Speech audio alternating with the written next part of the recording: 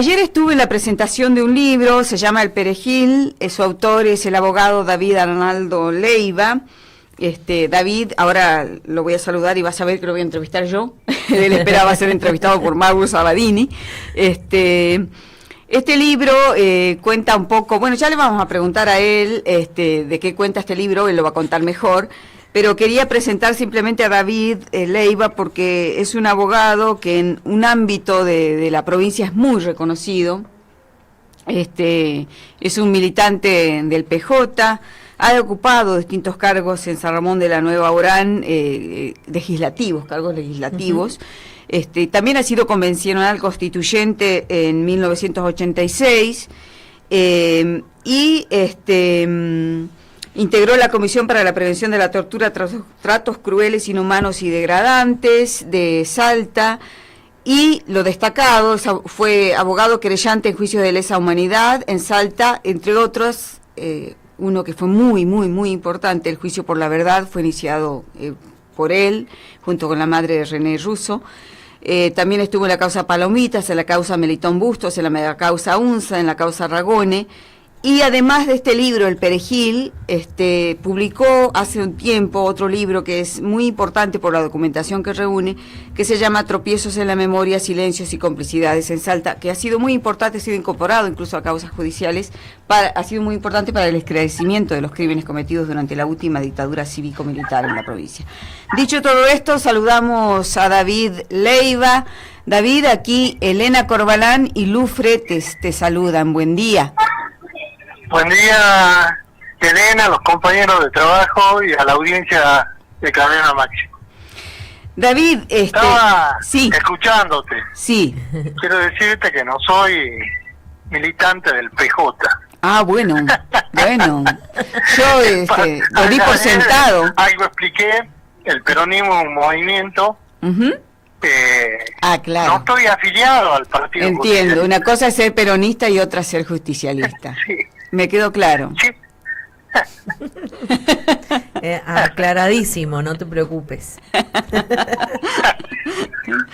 Bueno, hecha la aclaración, David, ¿nos podés contar de qué va este libro, El Perejil, que cuya lectura yo recomiendo, porque me pareció un libro de una lectura muy ágil, muy amena, y que cuenta hechos que son muy importantes, pero mejor decinos vos de qué va el libro.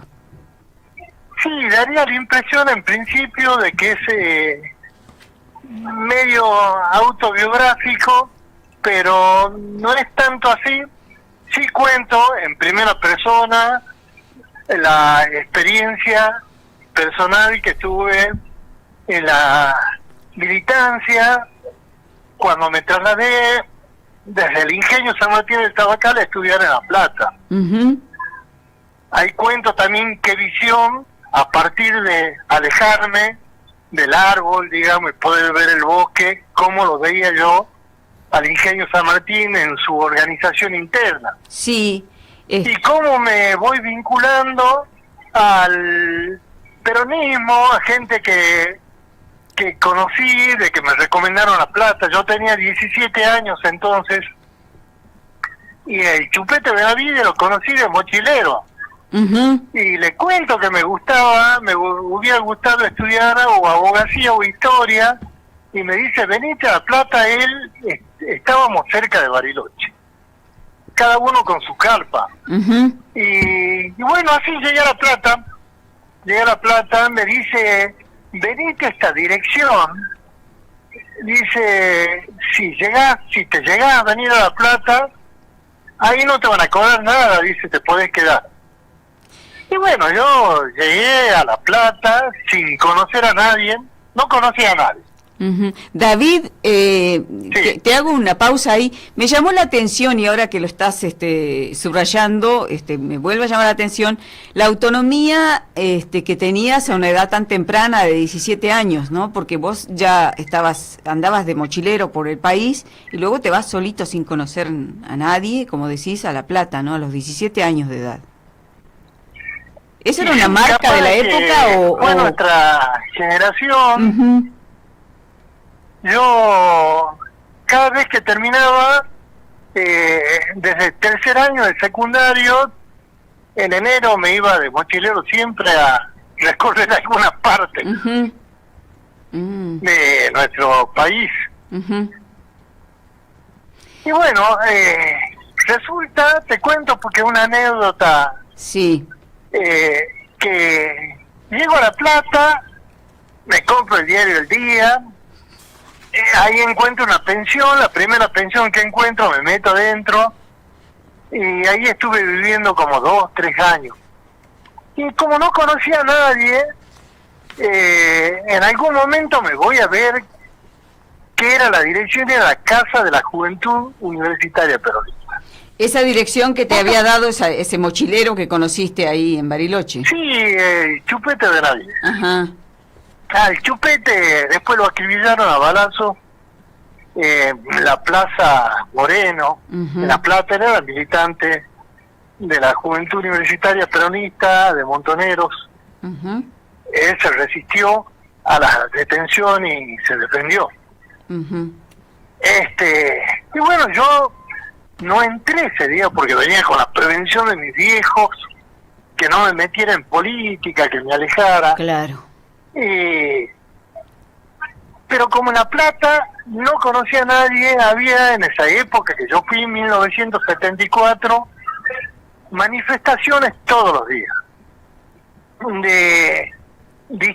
de reclamos estudiantiles, reclamos obreros, etcétera, etcétera. Y bueno, mi diversión era irme por detrás de las movilizaciones a escuchar, a participar. Y bueno, así me fui acercando. Después lo encontré al Chupete en algún momento en la facultad y le pedí que quería participar.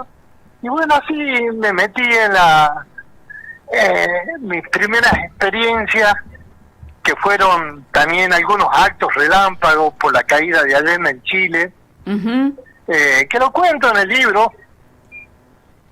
Claro. Y ahí estuve militando en la Juventud Universitaria Peronista. Vino el golpe militar, seguido participando hasta más o menos el año 79-80, que me volví ahora. Y bueno, los compañeros nuestros, nosotros militábamos en el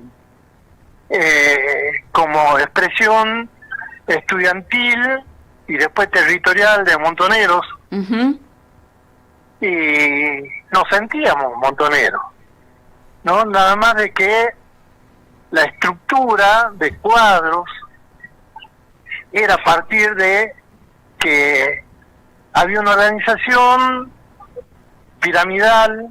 Nos reuníamos al principio, durante el 74, 75, nos reuníamos varios porque eran agrupaciones, pero siempre fueron de estructura de cada 4 compañeros, un responsable, 4 responsables, otro responsable arriba, y algunos llegaban a ser aspirantes a la organización Montoneros, que tenía un grado de disciplina distinta.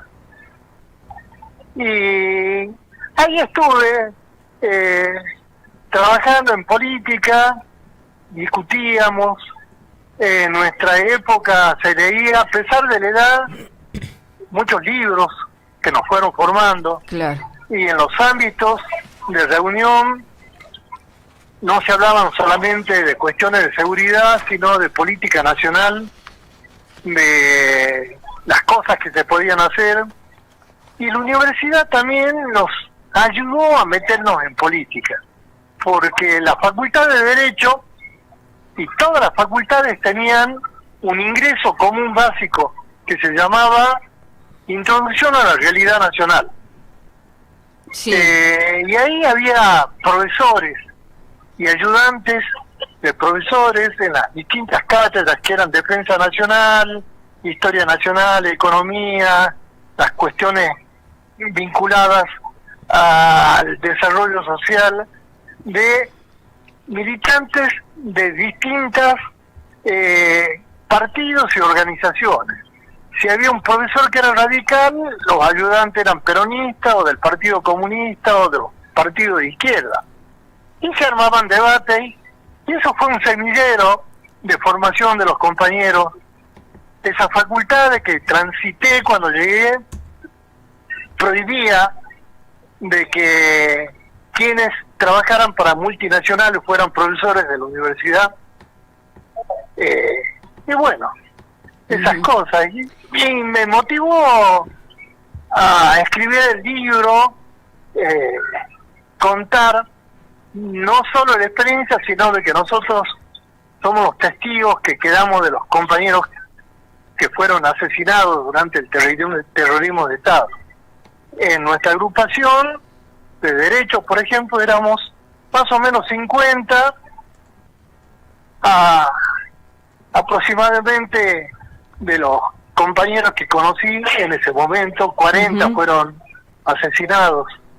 Quedaron la 10. Facultad de Derecho de La Plata tiene aproximadamente entre docentes, no docentes, estudiantes que militaban en distintas agrupaciones, cerca de 80 desaparecidos. Claro. David, queda claro que el Perejil es un relato de aquella época, desde la mirada tuya, que vos te adjetivás como Perejil. Y sé de que se armó con ese nombre una pequeña polémica allá en Buenos Aires, con algunos compañeros que cuestionan la denominación, pero está explicado en el libro. Claro, hay un compañero, hoy me llamaron y me dijeron, fíjate lo que puso un compañero que era de La Plata, militante, también vinculado a la denominación del libro. Te da con un caño, me dicen.